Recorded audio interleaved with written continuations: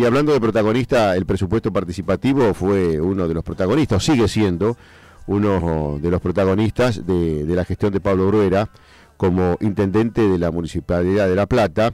Y está con nosotros Carlos Ortino, que es secretario del Consejo de Presupuesto Participativo de dicha municipalidad. Carlos, gracias por venir, gracias por la espera y por compartir este café de por medio con nosotros. Buenas tardes, gracias a ustedes por invitarme. Bueno, Carlos, si yo te pregunto así a grosso modo, presupuesto participativo, ¿a partir de qué, por qué y cómo se hizo?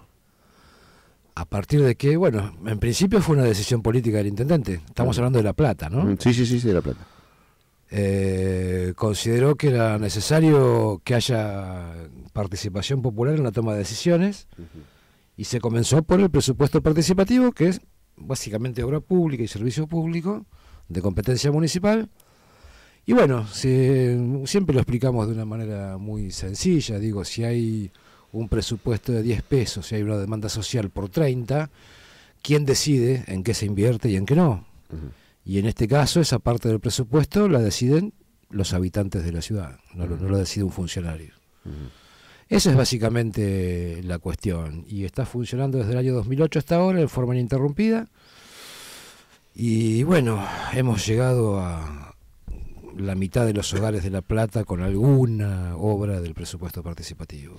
Carlos, yo tengo un libro acá de Carlos Ortino que dice el presupuesto participativo como estrategia para la inclusión y la innovación de la política. No lo vamos a leer porque no podemos, pero sí podemos ir recorriendo capítulo por capítulo. Como quieras.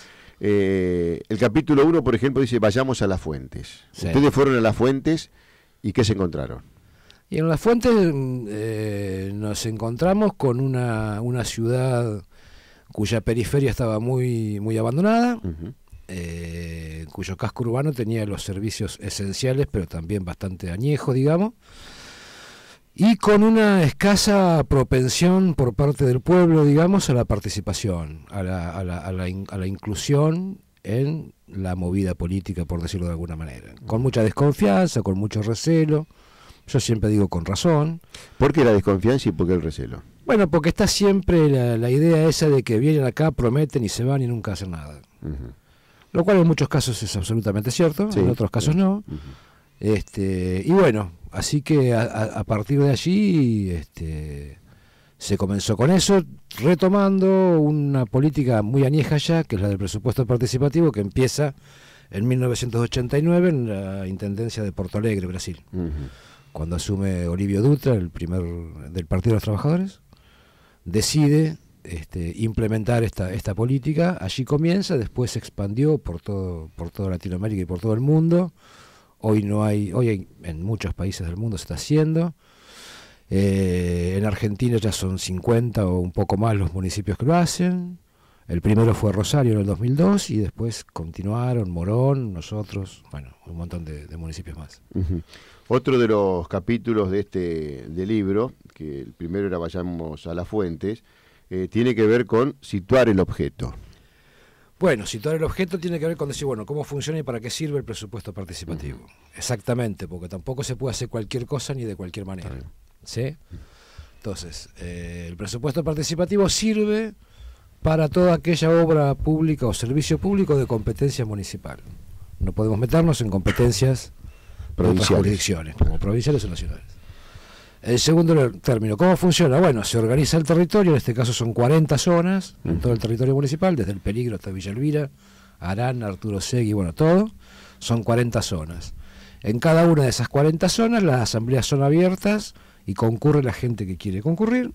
Los únicos requisitos son tener domicilio en La Plata y ser mayor de 16 años. Carlos, la organización de esas asambleas está supeditada a la voluntad de los asambleístas, entre comillas, o a través del municipio se va determinando una organización para que sea un vocero, 2, 3 o una comisión, no sé cómo denominarlo. La organización la hacemos nosotros desde el Consejo de Presupuesto Participativo, se hace la convocatoria abierta y van todas las personas que quieren ir. Es individual, o sea, no intervienen instituciones u organizaciones sociales. ¿Los asambleístas se pueden agrupar después? Sí, por supuesto. De hecho, las asambleas sirven para eso, para unificar proyectos distintos, para sacar un proyecto y meter otro, porque la gente se da cuenta que es mejor aquel que este. Bueno, las asambleas sirven para eso. En las asambleas se consolidan 4, 5, 6 proyectos por cada una de ellas, y después va a votación. Y bueno, el proyecto más votado está garantizado su cumplimiento, su ejecución, digamos, al año siguiente. En este momento estamos, de las 40 obras, ya se hicieron bastante, hay 24 ya con licitación incluida, o sea que ya están adjudicadas las empresas. De esas 24 y 15 o 16, no te recuerdo bien, que ya están en ejecución, algunas ya terminadas, y otras que están por empezar ahora. ¿Se han podido cumplir los plazos siempre de terminación, finalización de obras? Tenemos un retraso, sí, muy puntual, un retraso de un 5% más o menos, con cosas que por ahí han tenido algunos problemas jurídicos más que nada, ni económicos ni técnicos. Técnicos algunos, jurídicos. No sé, me recuerdo lo de Villariza, un jardín que se había, una escuela que se quería hacer, que ahora se está haciendo ya por suerte, pero hubo que sortear un montón de escollos burocráticos para lograr comenzar eso, lo cual retrasó 2 años el inicio del edificio. La respuesta de la gente, imagino que es satisfactoria. En algún momento, algunas, no digo encontronazos, sino algunas diferencias, por los vecinos que querían una cosa, se votó otra, y aquellos que no lo habían votado querían seguir imponiendo, o se aceptaba la votación en la asamblea. Bueno, no tiene más remedio que aceptarla, es como una elección cualquiera, o sea, el que gana, gana, o sea, no es de otra cosa. Pero sí ocurren efectos, digamos, aquellas personas cuyo proyecto no resulta elegido, se ofenden y no vuelven. Y al revés, las personas cuyo proyecto resulta elegido se sienten satisfechas y no vuelven tampoco. Claro. O sea que todos los años tenemos una renovación casi de cero de todo el mundo, ¿no? Carlos, en este libro que tenemos aquí, que tiene referencia al presupuesto participativo como estrategia para la inclusión y la innovación políticas, el capítulo 3 tiene que ver con pongamos en contexto. Pongamos en contexto es lo que te decía antes, o sea, cómo nació, cuál es el contexto en la República Argentina, que hay más de 50 municipios que lo están realizando, de ellos 22 o 23 en la provincia de Buenos Aires, o sea que la provincia aglutina la mayor parte, digamos, de los municipios que hacen presupuesto participativo. Eso es también decir, bueno, que hay una red argentina de presupuesto participativo que comenzó en el 2009, de la cual fui el primer presidente, porque en el 2008 el primer encuentro nacional de presupuesto participativo lo organizamos nosotros en La Plata. Allí surgió la idea de la red, allí se hizo la asamblea, me eligieron presidente, bueno, y ahora continúa, obviamente, con sus autoridades elegidas y todo eso. Y se está haciendo ya, este año es el 6º encuentro nacional, porque todos los años se hace uno, en distintos lugares, ¿no?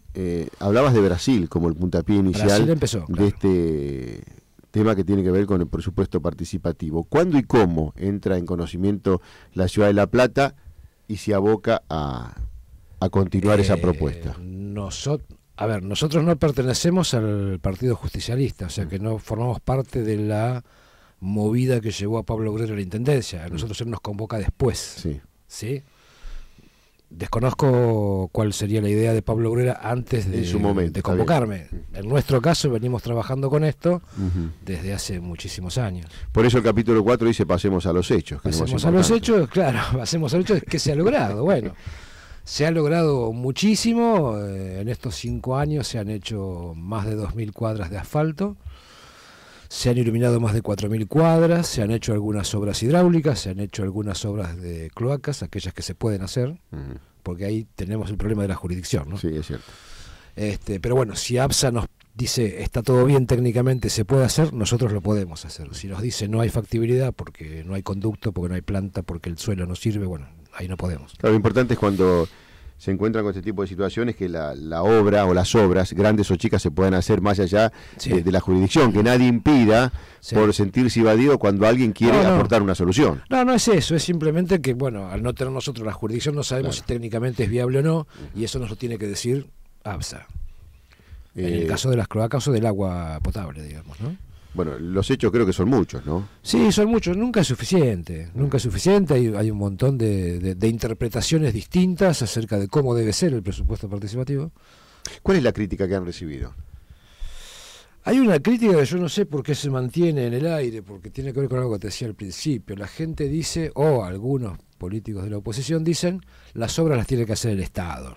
no tenemos por qué hacer trabajar a la gente. En principio la gente no trabaja, va a un par de asambleas y dice lo que necesita. En segundo lugar, por supuesto, las obras las tiene que hacer el Estado, y las hace el Estado. El problema no es ese, el problema es quién decide qué obras hacer y qué obras no hacer. Ese es el punto del presupuesto participativo. Como te decía al principio, si tenemos 10 pesos de presupuesto y hay una demanda por 30, ¿quién decide qué obras se hacen por esos 10 pesos y cuáles se postergan un año? Porque el presupuesto es uno solo, claro, ¿no? Bueno, el tema del presupuesto participativo es ese, ¿quién decide? Y en este caso decide la gente que participa. Capítulo número 5, contemos las historias. Y bueno, esto tiene que ver con esas historias, o gente que por ahí nos decía que tenemos que agarrar la pala y el pico nosotros, nos dejan la plata a nosotros y nosotros hacemos la obra, cosas por el estilo de desconocimiento, ¿no? Lo que te decía antes, gente que resulta satisfecha porque su proyecto resultó elegido y después no continúa, no sigue yendo, o gente que pierde, digamos, y no quiere ir porque dice que está todo arreglado.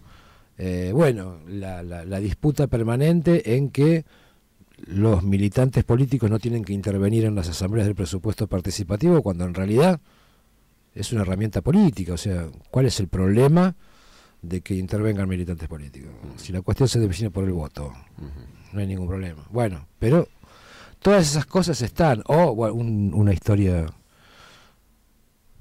En las primeras reuniones yo recuerdo, y ahora todavía algunos lo dicen eso, cuando íbamos a hacer reuniones previas, la gente nos decía esto precisamente, los punteros, lo dicen despectivamente, sí, los punteros, ¿no? Que son gente que trabaja para el barrio en realidad, que tienen sus cosas, está todo bien, pero bueno.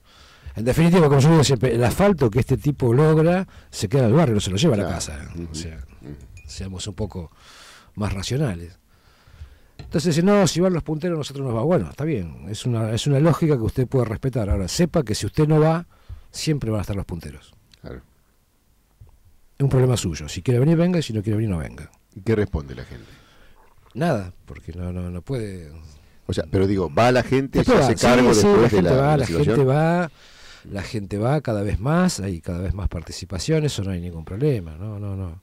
Y el capítulo 6, más o menos lo que estamos hablando, ¿no? Cuando desde la oposición o otros sectores mezclan esto con la política, que tiene que ver con la política, sí, porque es una política sí, social, si uno lo quiere incluir de forma liviana o de manera más profunda, es una política para llegar al ciudadano, sí, y después cosechar en la urna los votos, ¿no? Sí, ¿Y qué más le podemos agregar? Hablemos de política, Carlos, en el capítulo 6. Todo lo que pasa, además del presupuesto participativo, una de las cosas que comenzaron a deliberarse, digamos, en las asambleas es cómo podemos trascenderlo. O sea, ¿qué otras cosas podemos hacer aparte de obra pública? Porque la gente también tiene expectativas en materia económica, social, política, de mediano y largo plazo, y no solamente que asfalten una calle en un año. O sea, la gente también tiene expectativas como la tiene cualquiera, ¿no? Expresa esas necesidades. Expresa. Entonces, nosotros decidimos organizar lo que llamamos el foro del presupuesto participativo, que son 2 personas por asamblea, o sea, son 80, que son elegidas por la asamblea, y que tiene que ver con... Lo primero que hicimos fue el reglamento participado. Este es el primer municipio que tiene autorreglamentado el presupuesto participativo, por un procedimiento especial hecho exclusivamente para eso, con la gente de las asambleas. Eso ocurrió en el 2011, así que sigue funcionando. Y todos los años se revisa. Bueno, todos los años se cambian las personas, se eligen. Pero a partir de eso también comenzaron con esto, ¿no? Bueno, ¿qué hacemos? ¿Qué hacemos para trascender el presupuesto participativo? Pensando, hablando, discutiendo, diciendo barbaridades, como toda tormenta de ideas. Llegamos a la elaboración de un proyecto de legislación participativa, que lo presentamos como ordenanza en el Consejo Liberante el año pasado. Que es... básicamente decir, bueno, yo tengo la idea de hacer una legislación sobre tal cosa, tránsito. Sí. ¿No? Quiero que no haya autos en el microcentro de La Plata. Bueno, bárbaro. Hay que hacer el proyecto, hay que convocar a la asamblea, hay que discutirlo, hay que ver la viabilidad técnica, como el presupuesto participativo. O sea, la gente participa en otros hechos, claro, que a lo mejor no tiene que ver con obras, pero sí que los afectan como ciudadanos. Claro, como con normas, normas de conducta cotidiana. Y eso es a demanda social, digamos, no es que el gobierno propone, nunca es así, siempre es a demanda social. Vos tenés la idea de hacer una ordenanza por tal cosa, bueno, venís, comenzás con el procedimiento, bla, bla, se empiezan las asambleas, hasta que llega el momento de no solo de presentar el proyecto, sino de que el Consejo Deliberante tiene que intervenir, obviamente, para eso son los representantes, lo apruebe o no. Carlos, el foro participativo que se conformó hace unos años, ¿qué balance te deja hasta ahora? Mira, hay que trabajar mucho para que la gente lo tome como propio. Nosotros ahora este jueves hacemos una jornada del foro, que la hicimos en marzo, después bueno vino la tragedia que sufrimos y no pudimos volver, así que lo hacemos esta semana. Pero en ese interín, digamos que nadie se preocupó por llamar, por decir, che, ¿qué pasa con esto? ¿Qué pasa con esto? Están siempre la cultura paternalista, ¿no? Lo que o sea, siempre tiene que estar la persona del Estado, la autoridad, que convoca. El vecino por sí mismo no lo hace. Bueno, eso es algo que tenemos que modificar, porque así no puede funcionar del todo. Porque bueno, en este caso yo tengo la voluntad de que haya participación, voy, hago las cosas, está todo bien, pero ¿y si viene un tipo que no tiene esa voluntad, qué hacemos? Claro. Hablabas de lo que pasó el 2 de abril. A partir del 2 de abril, en las asambleas, las propuestas de obras, de necesidades, ¿cambió, se derivó como consecuencia de lo que pasó o se continuaron con las cuestiones que afectaban? No, eso lo vamos a saber ahora porque las asambleas de este año todavía no comenzaban.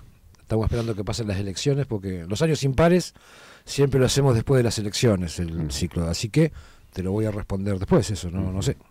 Yo creo que no, en principio, porque las obras hidráulicas trascienden las zonas. Sí, o las jurisdicciones, pero yo creo que a veces es decir, bueno, pedirle a la provincia que te dé una mano y que la provincia se lo pida a la nación porque la necesidad es de todo, pero impulsarlo desde, por ejemplo, el presupuesto participativo o desde una asamblea. Eso se hace siempre. Eso no es impedimento. Si la gente dice, queremos tal cosa, y yo les digo, miren, no se puede, hacemos todo el procedimiento para que llegue a quien corresponde, ¿no? Eso sí se hace. De todas formas, con las obras hidráulicas que están haciendo ahora, algunas se terminaron, y con las que empiezan y con las que se van a hacer el año que viene, con el convenio este que se hizo con provincia, me parece a mí que no tendríamos que tener inconvenientes. Sí, que se harían en el 2014, terminarían en 2015, eso es lo que hemos leído. ¿Qué es lo que se hizo y qué es lo que se terminó ahora? ¿De qué? De las obras que dijiste recién algunas que se terminaron y otras que se están haciendo. Puentes con alcantarillado en la zona de San Carlos Los Hondos, el Arroyo Pérez, me parece que es. Después en la calle 7 de 526 a 525 se hizo un conducto muy grande que estuvo como 20 días en la calle cerrada. Se están trabajando en el Arroyo El Gato. Estoy hablando de memoria porque no es mi competencia, por lo tanto pero como vos lo pusiste sobre la mesa, por eso yo aprovecho. Por eso me acuerdo de todas esas obras. También se está haciendo algo en el Arroyo Maldonado, que también fue mucho más grave que el Arroyo El Gato. Así que esas y algunas obras en el casco urbano en la zona de La Loma, que también estuvo bastante brava. Capítulo 7, exploremos lo nuclear. Bueno, eso es ya una especie de filosofía política, ¿no? Es un concepto, una concepción ideológica de cómo funciona nuestra sociedad y qué podemos hacer nosotros a partir de los intersticios que podamos ir viendo. Me resulta difícil explicarlo así en 2 minutos en la radio, pero digo, básicamente explicar perfectamente que esto es una acción política, que esto depende de un gobierno, que esto no es una ONG, que no es eterno, que esto puede caerse en cualquier momento si la gente no se empodera de esta herramienta. Habla ante un cambio de gobierno y ante el mismo gobierno también. El mismo intendente puede decir, bueno, basta, me cansé de todo esto, no quiero hacerlo más. Y bueno, yo creo que si la gente no lo tiene incorporado como propio, esto puede ocurrir muy fácilmente. Así que bueno, tenemos que aprovechar el impulso, tenemos que tratar de que esto, yo creo que ya la gente lo tiene incorporado, pero de todas formas esto uno nunca sabe. Y una de las cosas, por ejemplo, si en el Consejo Deliberante los partidos de la oposición jamás han hecho ninguna crítica despiadada sobre el presupuesto participativo, más que 3 o 4 pedidos de informes en 5 años, sobre cosas que tenían razón y que respondimos aparte, me parece que la cosa funciona. Más allá de que, por supuesto, hay millones de metodologías para aplicar, que por supuesto yo soy una persona y que vos sos otra persona y que si vos estás a cargo lo haces distinto, eso es así. Y las ópticas, los puntos de vista son los distintos. Eso está y lo discutimos con algunos, con otros, está todo bien. Pero digo, me parece que no hay mayores inconvenientes. Pero claro, El inconveniente mayor es que la gente lo tome como propio y no lo deje diluir. Y no es el capítulo 8, pero es el que le continúa al 7 y tiene que ver con la salida. La salida. Y la salida, bueno, es básicamente esto, porque está muy mezclado todo. Digo, nosotros nuestra perspectiva es transformar la realidad. En eso concluimos en ese último capítulo. Para transformar la realidad no podemos nosotros solos. Un grupo de 10 personas no puede hacerlo, y un gobierno tampoco. Si no hay una voluntad política, si no hay un cambio cultural grande en la política popular, digamos, en la mentalidad política de la gente, esto no se va a cambiar así nomás, por más que venga quien venga, por más que venga Superman, va a seguir siendo igual. Entonces, lo fundamental es una revolución cultural en la cultura política del pueblo. Con el transcurso de los años, o el paso de los años, y el movimiento de este presupuesto participativo, ¿cómo ha sido la conducta, la participación de la gente? Año a año participa más gente, incluso a partir de hace 2 años hay menos participación en cantidad en las asambleas, ¿pero por qué? Porque la gente se está organizando y entonces comienza a hacer reuniones en sus barrios previas. Y ya establece referentes. Establece, claro, y en vez de ir 40 de un barrio de una asamblea van 4 o 5. Y yo creo que y eso es bueno, para tirar propuestas y para dialogar y conversar sobre las propuestas me parece que es importante. Primero, porque aquel que va a lo mejor tiene más capacidad de diálogo, de discusión, entre comillas, en el buen sentido de la palabra, que otros que a lo mejor tienen una idea y no sabe cómo plasmarla, ni cómo transmitirla, ni cómo decirla, ¿no? Las personas que vienen ya con toda esa previa... O a su vez entender lo que el otro propone, estar abierto a eso y darse cuenta que es mejor que la propuesta que uno llevaba, a lo mejor. Sí, también, por supuesto, eso pasa también, ha pasado varias veces.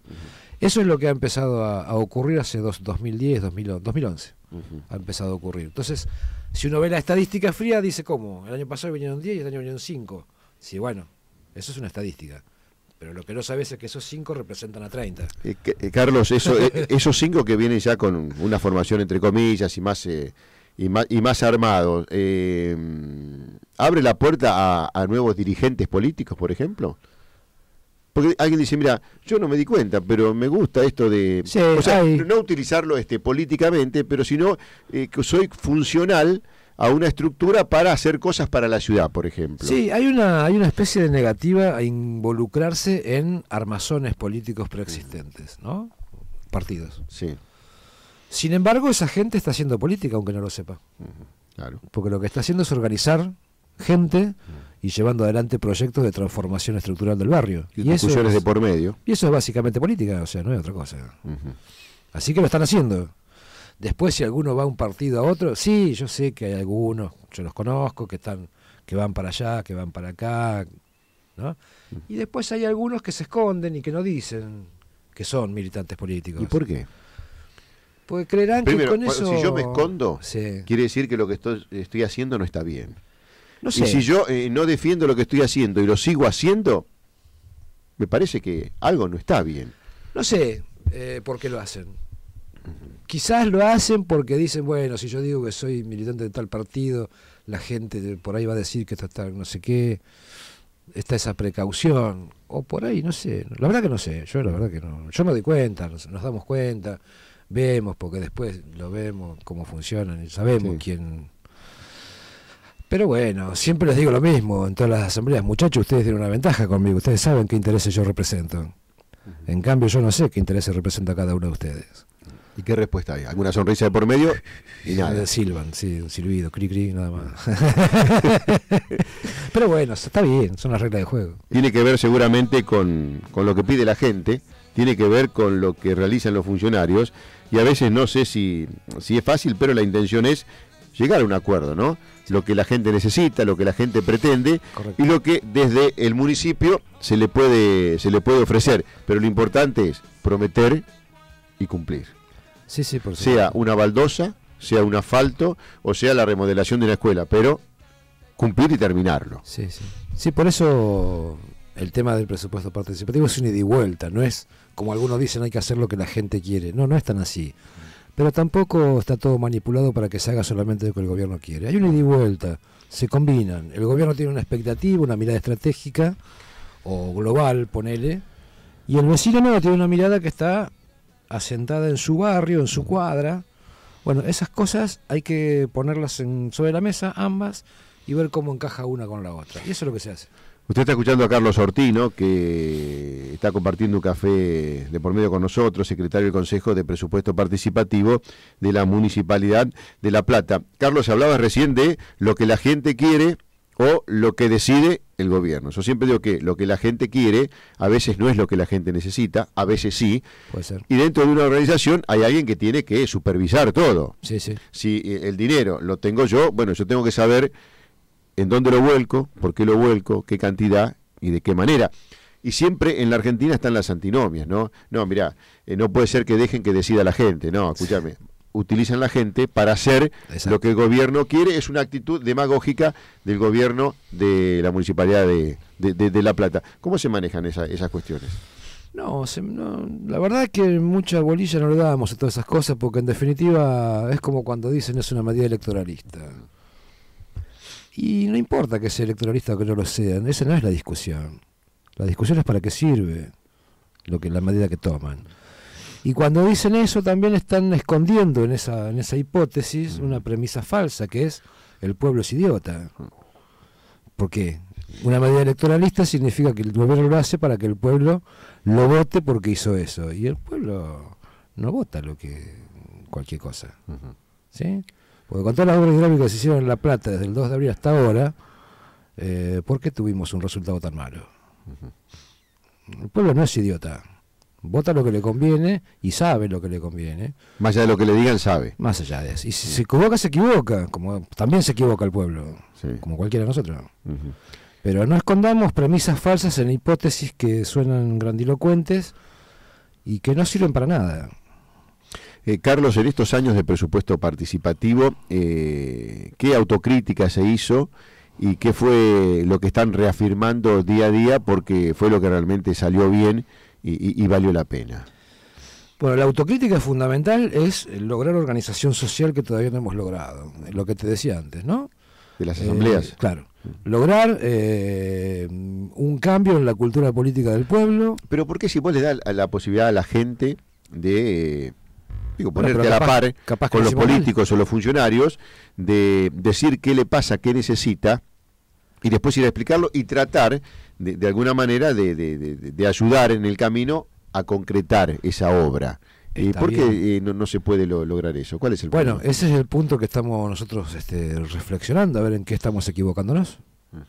Porque evidentemente con eso solo no alcanza. Porque si vos decís a la gente que diga lo que necesita, y además la gente puede participar de esas decisiones o de ese plan de obra, ¿por qué la gente no lo hace? Por lo que vos decís ahora. Yo pensé que era todo lo contrario, que la gente participaba cada día más y estaba convencida de que de alguna manera estaba haciendo pero cosas. La participación es todavía limitada, no en cantidad, sino en calidad, porque bueno, por ejemplo, la gente tiene la facultad de fiscalizar las elecciones. Todas las personas que proponen un proyecto son fiscales como cualquier elección de partidos políticos. Bueno, eso no están todos, no van todos a fiscalizar. Lo cual después se quejan. Me robaron los votos. ¿Y vos estuviste fiscalizando? No. Bueno, entonces merecido lo tenés. Perdón por la franqueza, pero bueno, es así. O sea, si vos no vas a fiscalizar, ¿qué querés que haga?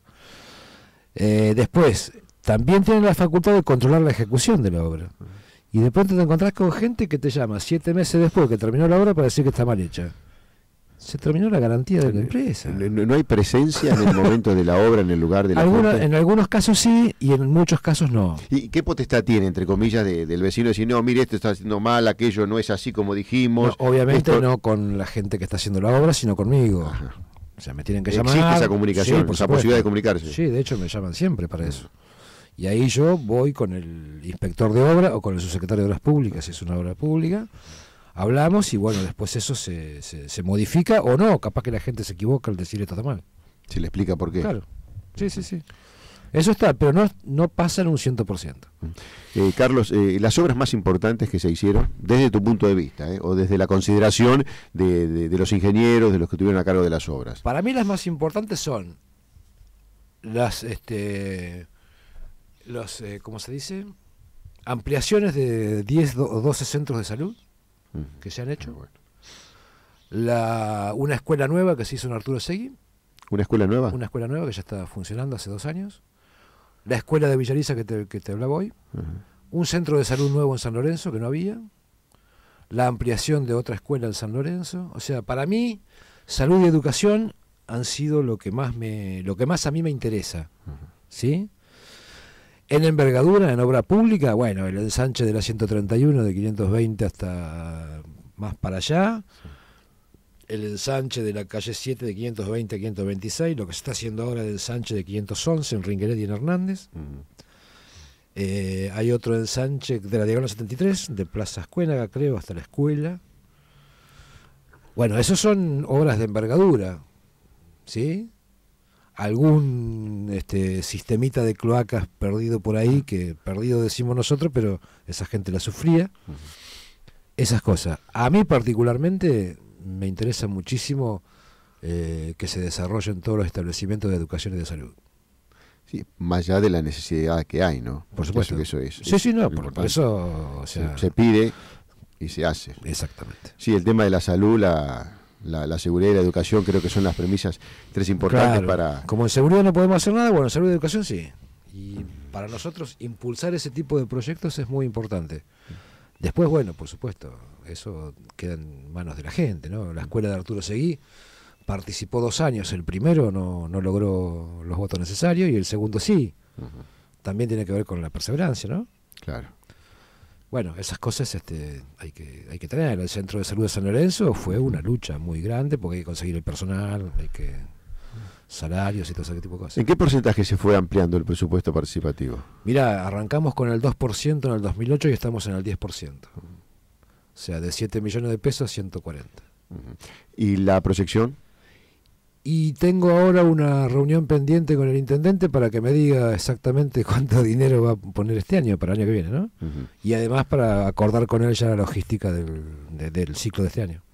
¿Se ha hecho alguna lectura de lo que seguramente la gente estará pidiendo, estará necesitando? Porque yo creo que más allá de esperar las asambleas y que ahí se resuelva por decisión y voto de los vecinos qué es lo que se debe hacer, uno conociendo, recorriendo la ciudad de La Plata, conversando con algún vecino, algún referente, y dice, mira, acá estaría bueno hacer esto, vamos a ver después en la asamblea si lo podemos hacer. Más o menos ya se tienen que podría hacer las obras. A nosotros nos llaman para ir a dar charlas a los barrios sobre que eso. De paso aprovecho, quien quiera que vayamos a un barrio a dar una charla explicativa y a tratar de organizar a la gente para que no las agarre la asamblea en banda. ¿Qué tienen que hacer? Llamarme por teléfono al 422-0150 y listo. Nos dicen 422-0150. Nos dicen qué día, a qué hora y vamos. Y si estamos ocupados le decimos, mire, no podemos tal día, vamos tal otro. ¿En qué consiste esa charla, Carlos? La charla es explicarles todo esto, cómo funciona el presupuesto participativo, qué es lo que se puede hacer, qué es lo que no se puede hacer, cómo hacerlo, todo eso.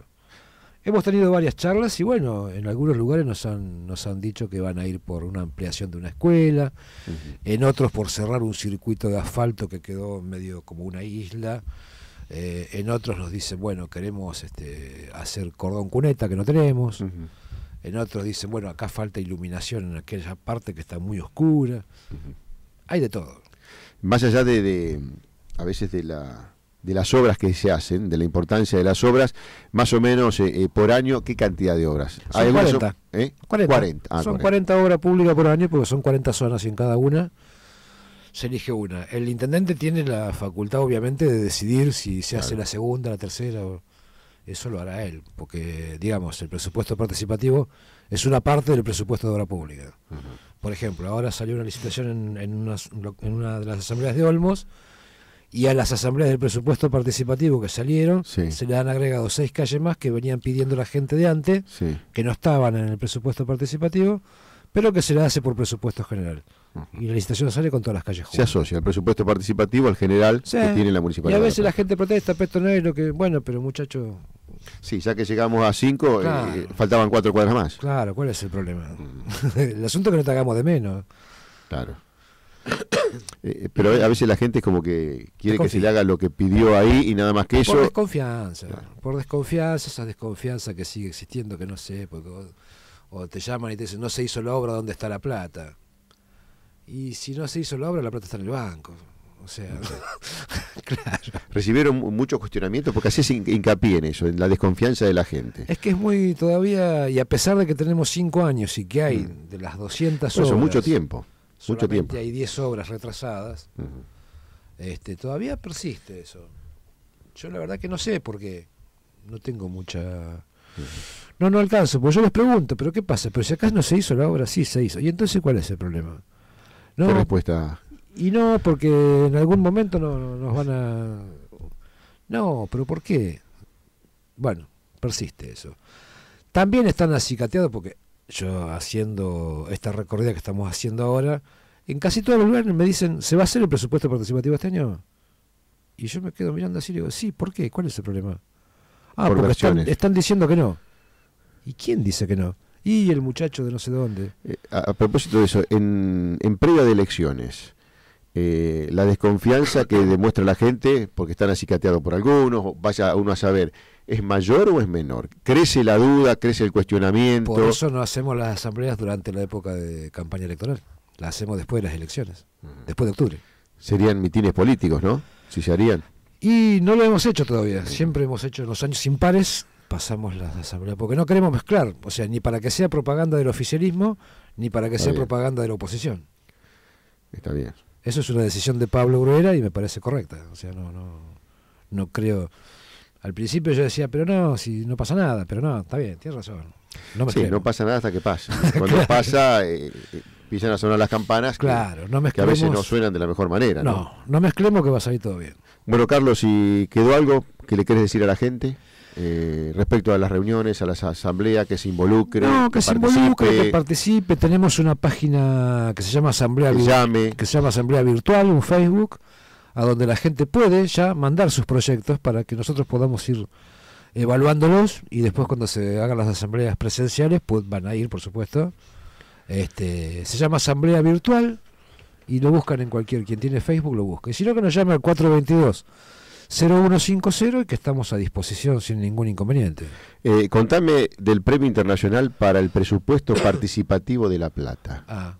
Bueno, hay un organismo de la Comisión Europea que se llama Observatorio Internacional de la Democracia Participativa. Sí. Tiene sede en Barcelona. Todos los años otorgan una distinción a la buena práctica en participación ciudadana y este año nos tocó a nosotros. Es decir, este año hubo 2 premios. La distinción que fue para el municipio de Lisboa, Portugal, y la mención especial para el presupuesto participativo de La Plata. Esto se hace todos los años y bueno, todos los años nos convocan y nos dicen que mandemos nuestras experiencias para que el jurado internacional las evalúe y bueno, este año salió así. ¿Lo sorprendió esto? ¿Sabían? Sí, ¿Estaban al tanto? No, nos comunicaron esto la semana pasada, incluso esto fue en el mes de julio y recién recibimos la noticia la semana pasada. Es una red que abarca más de 500 ciudades en el mundo, claro. Entidades, organizaciones y centros de investigación que quieren conocer, intercambiar y aplicar experiencias sobre democracia participativa en el ámbito local para profundizar la democracia en el gobierno de las ciudades. Nació en el 2001, sí, en el marco de los proyectos de la cooperación descentralizada del programa de la Comisión Europea. Que vos hacías referencia recién. Bueno, esto me parece que es importante. Es importante porque no hicimos lobby. Mandamos el mail con la experiencia y nos olvidamos. Así que significa que el jurado lo ha considerado interesante, ¿no? Bueno, ojalá lo entiendan así y se pueda seguir dando este presupuesto participativo sí, yo creo que con pequeñas o grandes obras, pero necesarias todas. Todas necesarias. Para la ciudad de La Plata. Yo te quiero agradecer la espera, los minutos y bueno, los micrófonos y la silla y el café frío o caliente, siempre esperando para una charla cuando sea necesario. Bueno, gracias por todo. Al contrario. Carlos Sortino, secretario del Consejo de Presupuesto Participativo de la Municipalidad de La Plata, compartió este café de por medio aquí en Keops FM.